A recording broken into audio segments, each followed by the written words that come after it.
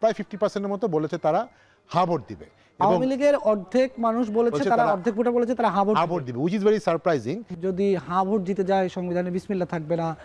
কেউ বলছে যে হা ভোট জিতে গেলে এই সরকার আরো 180 দিন থাকবে। আওয়ামী লীগের 50% মানুষ হা ভোটের পক্ষে থাকা এবং না ভোটের পক্ষেও কিন্তু খুব বেশি মানুষ না। জরিপে এই ধরনের কোনো তথ্য উঠে এসেছে কিনা যে এই যে গণভোট হা এবং না, এই হার ক্ষেত্রে আওয়ামী লীগের ভোটারদের অবস্থানটা কি, না এর ক্ষেত্রে অবস্থানটা কি? জি, ওভারঅল যদি বলি যে যাদেরকে নিয়ে সার্ভে করা হয়েছিল তাদের মধ্যে 60% বলেছে তারা হা ভোট দিবে। টোটাল আওয়ামী লীগের না, মানে টোটালের মধ্যে। হ্যাঁ, আর 6.8 মানে 7%-এর মতো না, আর বাকি প্রায় 30% বলছে তারা এই রেফারেন্ডাম গণভোট সম্পর্কে জানে না বা তারা দিবে না। এটা হচ্ছে ওভারঅল।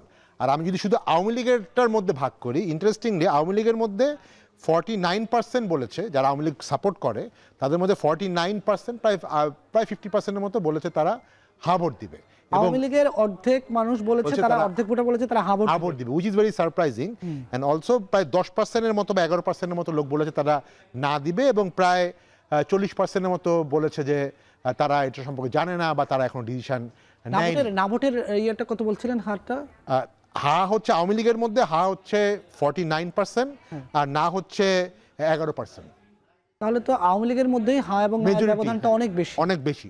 ভাই আপনার কাছে একটু জানতে চাই, এই যে হা এবং না নিয়ে মাঠে নানা ধরনের কথা শোনা যাচ্ছে, বিশেষ করে কেউ বলছে যে যদি হা ভোট জিতে যায় সংবিধানে বিসমিল্লাহ থাকবে না। কেউ বলছে যে হা ভোট জিতে গেলে এই সরকার আরো 180 দিন থাকবে। আবার না ভোট নিয়ে কথা আসছে। এই হা এবং না এর যে ধোঁয়াশা তৈরি হয়েছে মানুষের মধ্যে, এই ধোঁয়াশার মধ্যে কি রাজনৈতিক দলগুলোর কোনো দায় আছে? হ্যাঁ, নিশ্চয়ই দায় আছে। প্রথমত হচ্ছে যে ওনাদের যে জরিপ, তাতে আওয়ামী লীগের 50% মানুষ হ্যাঁ ভোটের পক্ষে থাকা, এটা কিন্তু একটা বিশাল বিষয়।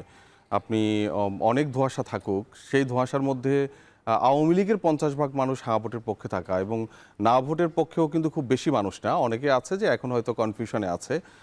আওয়ামী লীগেরও অনেকে আছে কনফিউশনে আছে, কিন্তু না ভোটের পক্ষে সম্ভবত 10%-এর মতো, 10%-এর কাছাকাছি। এবং টোটালও না ভোটের পক্ষে ওনাদের যেই জরিপ, তাতে 10%-এর মতোই আসে। না, টোটালে আরো কম, টোটালের মধ্যে 7%।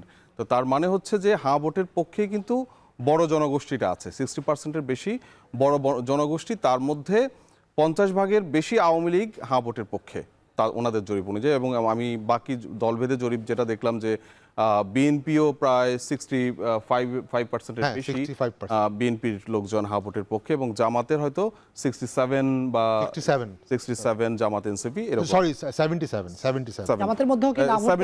77। হ্যাঁ, জামাত আর এনসিপির মধ্যে খুবই কম, 3.5%-এর মতো না ভোট। জামাত এনসিপির মধ্যে না ভোট দেওয়ার লোক আছে, কিন্তু খুবই কম।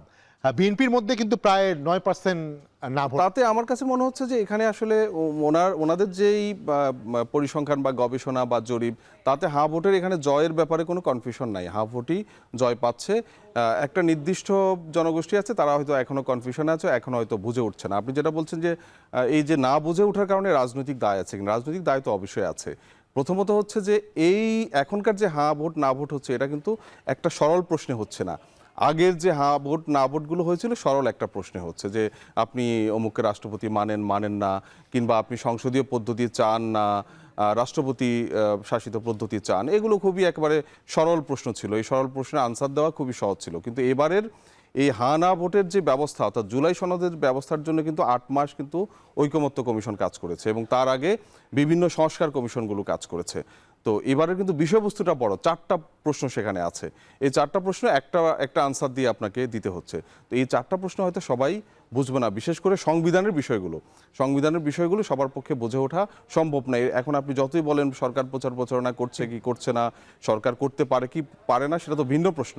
কিন্তু যতই প্রচার প্রচারণা করা হোক, এই জুলাই সনদের বিষয়বস্তু সবাইকে একেবারে সঠিকভাবে বোঝানো, এটা বাংলাদেশের যেই জনগোষ্ঠী বিভিন্ন রকম মানে শিক্ষাগত অবস্থায়, তাদের মধ্যে আসলে বোঝানো খুব সহজ না। এখানে কনফিউশনটা যেটা ক্রিয়েট হয়েছে, প্রথমত মনে হয়েছিল যে এই জুলাই সনদটা বোধহয় আওয়ামী লীগের বিপক্ষে, একেবারে আওয়ামী লীগের সরাসরি বিপক্ষে, যেহেতু এই গণ অভ্যুত্থানে তাদের একটা পরাজয় হয়েছে। কিন্তু যেহেতু এই পরিসংখ্যানে এসেছে আওয়ামী লীগের একটা পক্ষ হ্যাঁ ভোটের, একটা বড় পক্ষ হ্যাঁ ভোটের পক্ষে আছে, তাতে মোটামুটি মানুষের মধ্যে এই ধারণাটা আছে যে এটা কিন্তু আওয়ামী লীগ বিএনপি জামাতের ইস্যু না। এই ইস্যুটা হচ্ছে টোটালি রাষ্ট্র সংস্কার, এবং যেন ফ্যাসিবাদ আবার সৃষ্টি না।